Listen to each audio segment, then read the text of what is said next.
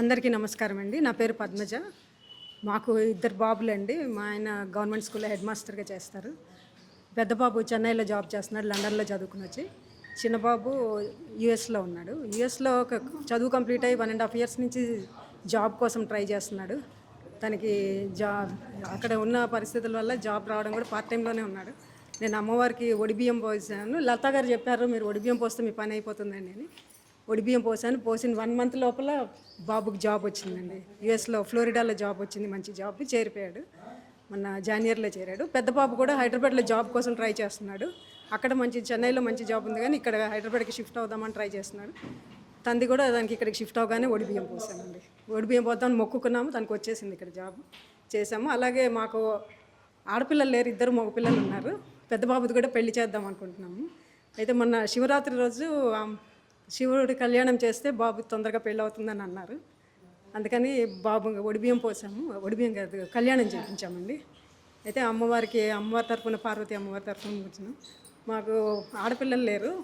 మేము ఎప్పుడు అనుకుంటుంటాం, మా మరిది గారు వాళ్ళకి తను మా తోడుకోవాలండి, చెన్నైలో ఉంటారు మా మరిది గారు అనుకుంటాం. అయితే వాళ్ళకి 2 ఆడపిల్లలు. మేము ఎప్పుడు అనుకుంటాం, ఒక పిల్లని మేము కన్యాదానం చేస్తాం, మాకు ఇవ్వండి అని అడుగుదామని. అయితే మాకు మొన్న శివరాత్రి రోజు అమ్మవారికి కన్యాదానం చేసే అవకాశం కల్పించారు టెంపుల్ వారు, కమిటీ వారు. చాలా సంతోషం అనిపించిందండి కన్యాదానం చేయడం.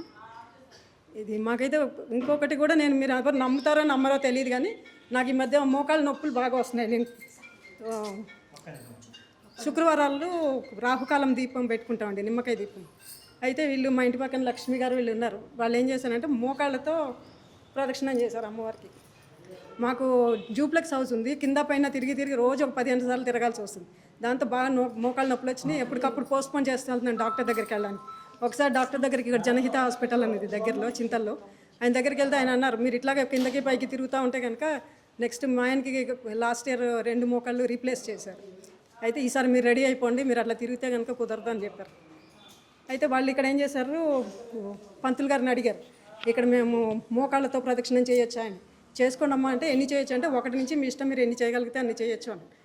నేను అట్లాగే మోకాళ్ళ నొప్పులతోనే ఇట్లా ఇంకా పోస్ట్పోన్ చేసుకుంటూ వచ్చాము మళ్ళీ డాక్టర్ దగ్గరికి వెళ్ళడానికి. ఆయన వాకింగ్ చేయండి, ఇంకేవో చెప్పారు, ఎక్సర్సైజెస్, అవి ఏమి చేయట్లేదు. నేను మళ్ళీ వెళ్తే తిడతారేమోనని పోలేదు. అయితే వీళ్ళు చేస్తున్నారని చెప్పేసి నేను కూడా తిరిగానండి, 2 సార్లు తిరిగాను. నాకు ఇప్పుడైతే మోకాళ్ళ నొప్పులు లేవు. అది నిజంగా నమ్ముతారో లేదో ఎవరైనా నాకు తెలియదు కానీ నాకు హాస్పిటల్ అవసరం కూడా రాలేదు. మాకైతే బాగా నమ్మకం అండి అమ్మవారి మీద. ఏదన్నా అనుకున్నా దాన్ని చేస్తే ఫలితం తప్పకుండా దొరుకుతుంది.